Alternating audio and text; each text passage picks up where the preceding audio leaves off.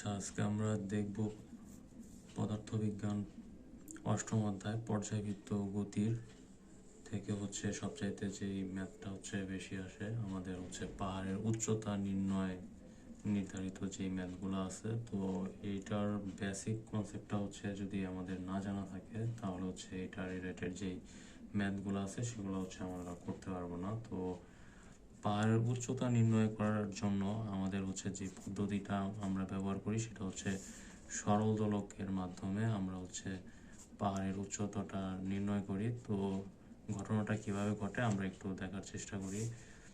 যদি আমরা কল্পনা করি একটা পাহাড়, তো পাহাড়ের যদি ভূমিতে অবশ্যই জি এর মান যদি আমরা স্মল লেটার জি ধরি এবং পাহাড়ের সর্বোচ্চ উচ্চতায় আমরা জি এর মান ধরতেছি জি এইচ।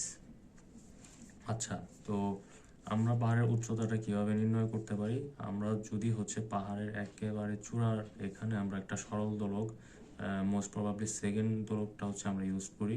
তো সরল দোলক যদি আমরা এখানে নিয়ে একবার এর দোলনকাল হিসাব করি এবং যদি আমরা ভূমি থেকে এর দোলনকাল হিসাব করি, তো সেখান থেকে আমরা ক্যালকুলেশন করে আমরা পাহাড়ের উচ্চতাটা নির্ণয় করতে পারবো। আচ্ছা, আমরা দেখি সেটা কিভাবে করতে পারি। আচ্ছা, সরল দোলকের ক্ষেত্রে আমরা জানি T is equal to 2 pi root over L by g. So আমরা কি লিখতে পারি? T proportional to root over 1/√জি। আচ্ছা, 1/√জি যদি হয় তাহলে আমরা দেখো তো এটা এইরকম লেখা যায় কিনা। যদি পাহাড়ের সর্বোচ্চ উচ্চতায় দোলনকাল টি এইচ হয় এবং ভূমিতে দোলনকাল টি হয় তাহলে আমরা লিখতে পারি T H by T is equal to root over.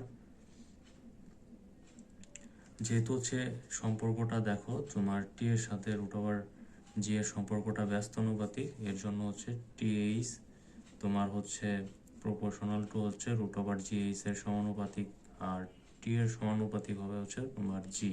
So এই কারণে আমরা এই সমীকরণটা লিখতে পারি।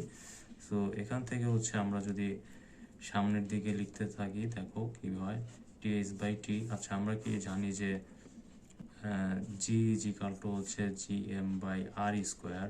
এটা অলরেডি আমরা জানি। তোমার এখন দেখো যদি এটা কখন ছিল, এই কন্ডিশনটা ছিল যদি আমরা যে কোনো গোলক, সাধারণত পৃথিবীর ক্ষেত্রে যদি আমরা কল্পনা করি পৃথিবীর কেন্দ্র থেকে তোমাদের ভূমি পর্যন্ত যদি তোমার দূরত্ব বা ব্যাসার্ধ আমরা ধরি ক্যাপিটাল লেটার আর, সেক্ষেত্রে আমরা আর স্কোয়ার এই সূত্র ইউজ করি। কিন্তু যদি আমাদের উচ্চতা ভূমি থেকে কিছুটা উপরে হয় সেক্ষেত্রে আমরা এই উচ্চতা কল্পনা করলে আমাদের জি এর সমীকরণটা হয় g M by R plus h square. আশা করি তোমরা এটা জানো। তো আমরা দেখো এখানে জি এর সাথে আর এর সম্পর্কটা কিরকম, এটা ব্যস্তানুপাতিক। তো যেহেতু ব্যস্তানুপাতিক আমরা লিখতে পারি আর প্লাস এইচ স্কোয়ার এবং আর স্কোয়ার। আচ্ছা, তো দেখো আমরা এরপর যদি আমরা সামনের দিকে ফরওয়ার্ড করি, সো এটা লেখা যায় R plus h divided by R. কারণ কি, আমরা R plus h divided by R whole square এটা কিন্তু আমরা লিখতে পারি। তো হোল স্কোয়ার এবং রুট ওভার মিনিমাইজ হয়ে গেলে আমাদের থাকে R plus h divided by R. আচ্ছা, তো আমরা কি বের করব? পাহাড়ের উচ্চতা। সো আমাদের পাহাড়ের উচ্চতা আমরা এইচ কল্পনা করে নিয়েছিলাম, এই দূরত্বটা ছিল আমাদের এইচ। ঠিক আছে, তো আমরা এইচটা নির্ণয় করব। এইচ নির্ণয় করার জন্য আমাদের এইচ এর সমীকরণটা আমরা নিয়ে আসি। সো এটা কি লেখা যায়? 1 প্লাস এইচ বাই আর। আচ্ছা, তো 1 প্লাস এইচ বাই আর থেকে আমরা কি করব এখন? H divided by R. আচ্ছা, এরপর আমরা এইচ ইজ ইকাল টু কি লিখতে পারি? T H by T minus 1 এবং আরটা এই পাশে গুণ হিসাবে চলে যাবে।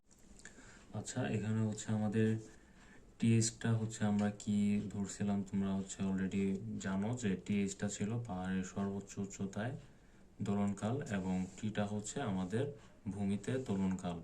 তো টি এর ভ্যালুটা সেকেন্ড দোলকের ক্ষেত্রে সবসময় 2 সেকেন্ড হবে এবং টি টিএইচ এর ভ্যালুটা আমরা হচ্ছে কিভাবে বের করতে পারবো, এখানে জাস্ট ফর্মুলাতে টিএইচ এর ভ্যালুটা হচ্ছে আমাদের অজানা, বাকি সব কিছুই আমাদের জানা থাকবে।